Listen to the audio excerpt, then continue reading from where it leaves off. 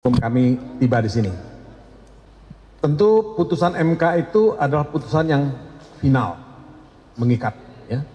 Kita boleh setuju atau tidak setuju, tapi putusan itu final dan mengikat. Dan tentu kami harus menghormati putusan Mahkamah Konstitusi.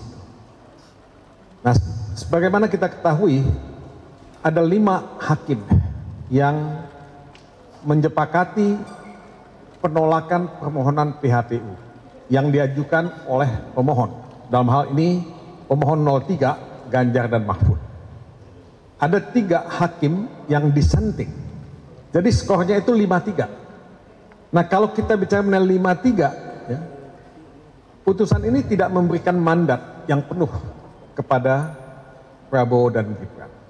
Memang Prabowo dan Gibran memperoleh kemenangan dari putusan Mahkamah Konstitusi, tapi itu bukan putusan yang memberikan mandat yang penuh. Jadi baik Prabowo dan Gibran seyogyanya tahu bahwa ada 3 hakim MK yang memang memberikan catatan-catatan. Ya, jadi kemenangan ini tidak absolut, dan catatan-catatan itu antara lain dikatakan ya, oleh ketiga hakim yang melakukan dissenting. 1, bahwa tidak benar permohonan itu salah kamar. Jadi Mahkamah Konstitusi mempunyai kewenangan tidak saja untuk mengadili persoalan perbedaan perolehan suara. Jadi persoalan yang menyangkut pelanggaran etika, pelanggaran prosedur, pelanggaran administratif, itu juga menjadi kewenangan Mahkamah Konstitusi. Jadi perdebatan mengenai MK dan kewenangannya itu sudah tidak relevan untuk dilakukan, ya, karena MK sudah mengatakan MK bisa mengadili semua persoalan perselisihan pemilu, ya. Jadi baik itu mengenai perolehan suara maupun pelanggaran etika, pelanggaran administratif dan pelanggaran prosedur, ya, dan TSN. Jadi ini satu. Yang kedua, 3 hakim yang dissenting dan juga sebenarnya dalam putusan MK itu dikatakan bahwa persoalan bansos itu perlu pengaturan yang lebih jelas. Karena pendistribusian bansos itu dilakukan pada waktu yang berhimpitan dengan pelaksanaan pilpres dan pelaksanaan pemilu. Nah, ini menimbulkan persepsi bahwa bansos itu dipolitisasi, digunakan untuk kepentingan paslon tertentu. Nah, tadi Hakim MK Saldi Isra, ya, dan juga Edi Nurbaningsih, ya, mengatakan bahwa perlu ada pengaturan yang lebih komprehensif mengenai penyaluran bansos ini. Jadi ini catatan yang kedua. Yang ketiga, ini mengenai intervensi kekuasaan. Tadi Hakim MK Arief Hidayat bicara cukup banyak mengenai bagaimana intervensi kekuasaan itu bisa diatur sedemikian rupa supaya tidak menimbulkan kesan menguntungkan paslon tertentu. Nah, ini juga menurut saya penting karena cawe-cawenya Jokowi, ya, dan menteri-menteri kabinet Jokowi itu jelas ya menguntungkan paslon tertentu. Nah, ini saya kira akan menjadi hal yang sangat serius yang harus diputuskan oleh DPR dan pemerintahan nantinya. Yang keempat adalah tadi Hakim Arief Hidayat mengatakan tidak mungkin bicara mengenai penyelesaian pelanggaran pemilu yang sifatnya TSM hanya dalam waktu 14 hari. Jadi ke depan sebetulnya kalau kita ingin menyelesaikan secara tuntas persoalan sengketa pilpres, tidak boleh dibatasi waktunya hanya 14 hari. Jadi ini ke depan apa yang kita mesti lihat, ya, sebagai hal-hal yang mesti diperbaiki dalam persoalan sengketa pilpres ini. Nah, apakah kami kecewa? Ya, saya pribadi tentu merasa kecewa karena saya punya ekspektasi bahwa MK akan melahirkan putusan yang progresif pada hari ini. Karena masa depan demokrasi, masa depan rule of law, supremasi hukum, masa depan konstitusi kita tergantung pada hari ini. Dan hari ini adalah hari yang saya sebut sebagai milestone, tonggak sejarah dalam perjalanan demokrasi ke Indonesia. Setelah reformasi, ini pemilu yang kelima yang kita adakan. Nah, pemilu yang kelima ini seharusnya kita bisa take off. Tidak seperti sekarang kita mundur, setback. Ya. Jadi milestone ini bukannya maju ke depan, tapi milestone ini ya menunjukkan kemunduran dalam perjalanan demokrasi kita. Nah, kita ini belum pernah melihat perjalanan sengketa pilpres seperti sekarang, di mana perhatian publik begitu luas. Anda bisa bayangkan nggak ribuan akademisi dari UGM, dari UI, dari UNAN, dari USU, dari mana-mana itu menandatangani amicus curiae. Kita bisa bayangkan nggak begitu banyak seniman, ratusan, tokoh masyarakat, dan juga profesional dari dalam dan luar negeri. Nah, buat saya ini menunjukkan bahwa ada sesuatu yang mengganggu dan meresahkan publik, bahwa demokrasi berada dalam kegelapan. Megawati Soekarno Putri punya modal sosial, punya modal politik, punya modal sejarah untuk menulis amicus curiae, dan dia menulis itu. Dia seorang negarawan senior, satu-satunya sekarang. Nah, menurut saya ketika seorang Megawati turun gunung seperti ini, there is something wrong with the country. Ada yang salah dengan negara ini, ada yang salah dengan demokrasi ini. Jadi Mahkamah Konstitusi seharusnya mempertimbangkan semua hal. Tidak bisa tidak, tapi ya inilah yang terjadi. Ya, Mahkamah Konstitusi sudah membuat keputusan, kita menghormati putusan Mahkamah Konstitusi, tapi jangan berasumsi bahwa persoalan demokrasi selesai dengan putusan Mahkamah Konstitusi. Persoalan demokrasi masih panjang, masih banyak, dan pekerjaan rumah kita masih banyak sekali, ya, dan kita harus betul-betul menyatukan komitmen kita untuk memperbaiki demokrasi di negeri ini. Banyak perbaikan elektoral yang bisa dilakukan. Ya. Dan kita juga tadi mendengar dari Saudara Saldi bahwa pemilu itu mesti didasarkan pada kesetaraan, equality, ya, level playing field yang sama. Ini yang tidak terjadi sekarang ini. Jadi menurut saya ke depan juga ini akan jadi satu catatan yang sangat bagus, ya. Yang mudah-mudahan ya teman-teman dari partai-partai politik akan melakukan pekerjaan mereka, dan saya betul-betul berharap hak angket itu bisa dilaksanakan. Hak angket itu bisa dilaksanakan. Mungkin saya di sini dulu. Baik, terima kasih Pak Mahdir, dan silakan Pak Mahdir. Ya, terima kasih.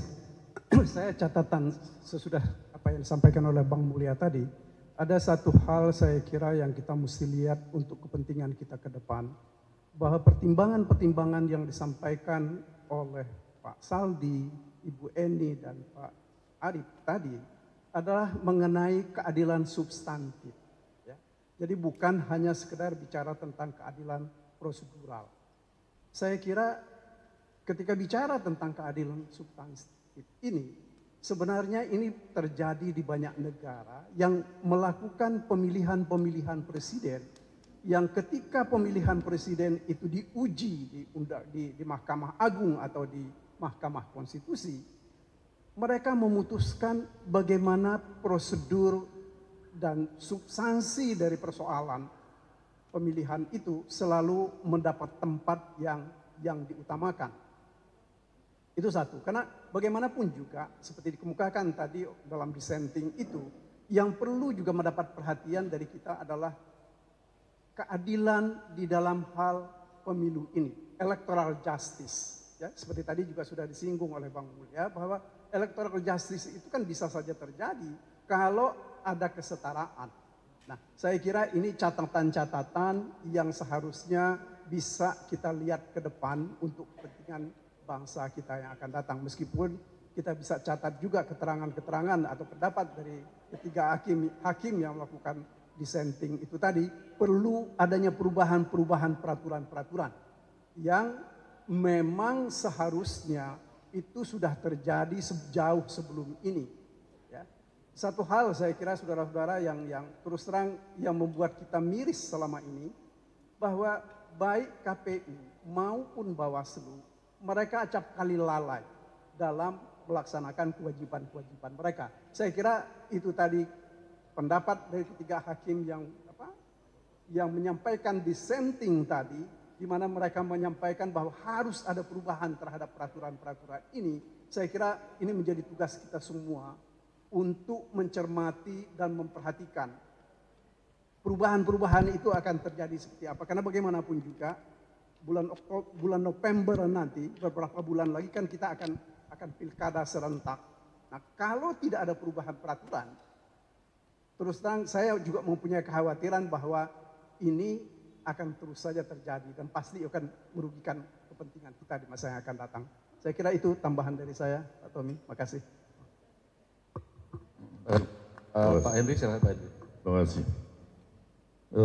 Teman-teman tentunya sudah pernah membaca semua permohonan yang kita ajukan ke MK. Ya. Tadi sudah disinggung ada 3 orang hakim yang dissenting. Jadi intinya kemenangan dalam perkara ini atau kekalahan kita dalam perkara ini tidak mutlak. Karena ada 3 orang hakim yang berbeda pendapat. Intinya dari 3 pendapat hakim yang dissenting itu sama persis dengan permohonan atau alasan-alasan yang kita kemukakan di dalam permohonan. Saya terus terang sampai ketika kita naik bus mau berangkat dari hotel menuju ke mahkamah, saya sempat tanya sama Bang Todung dan teman-teman yang lain, ada yang 50-50, kalau saya enggak. Sejak tadi malam dengan beberapa orang teman saya katakan saya yakin bahwa permohonan kita akan dikabulkan. Tapi ketika mulai dibacakan pertimbangan ini saya sudah mual. Tapi ternyata ada 3 orang anggota majelis yang mempunyai pendapat yang berbeda dan pendapatnya itu sama persis dengan yang kita dalilkan. Bahkan mereka menganggap apa yang kita dalilkan itu terbukti. Soal kecewa, ya kecewa, tapi hukumnya menyatakan demikian. Secara hukum, ya. Tapi apakah legitimate atau tidak, silahkan publik yang akan menilai. Itu aja tambahan dari saya. Terima kasih. Baik, silakan rekan-rekan media kalau ada yang mau bertanya atau klarifikasi, silakan. Ya, silakan Mas. Cek, ya, saya Juan dari Narasi ingin bertanya pertama terkait dissenting opinion Itu nanti bisa dituduh contempt of court. Ya. Saya tuh tidak ingin disrespectful terhadap hakim-hakim Mahkamah Konstitusi. Tapi saya terus terang tidak melihat argumentasi yang cukup solid ya, dalam pertimbangan-pertimbangan hukum yang disampaikan. Karena itu saya lebih banyak menyinggung dissenting opinion yang dibuat oleh Hakim Mahkamah Konstitusi Saldi Isra, Eni, ya, Ibu Eni, dan juga Pak Arief Hidayat.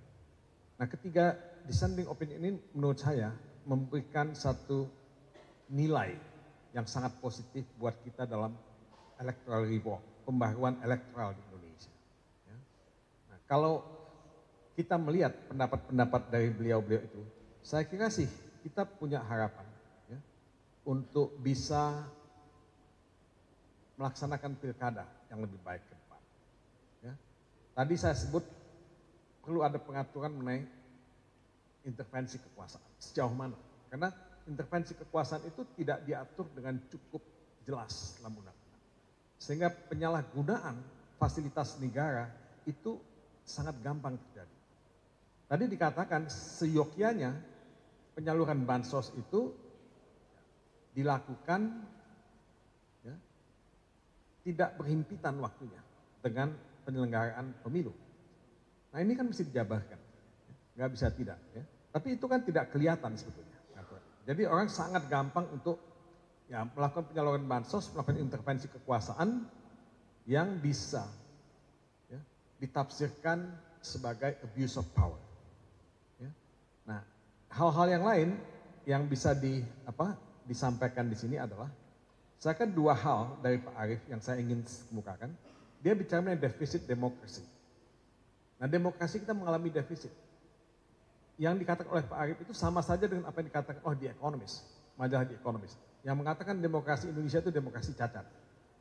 Sama juga dengan yang dikatakan oleh Margaret Scott di New York Times, bahwa Indonesia's democracy is corrupted democracy.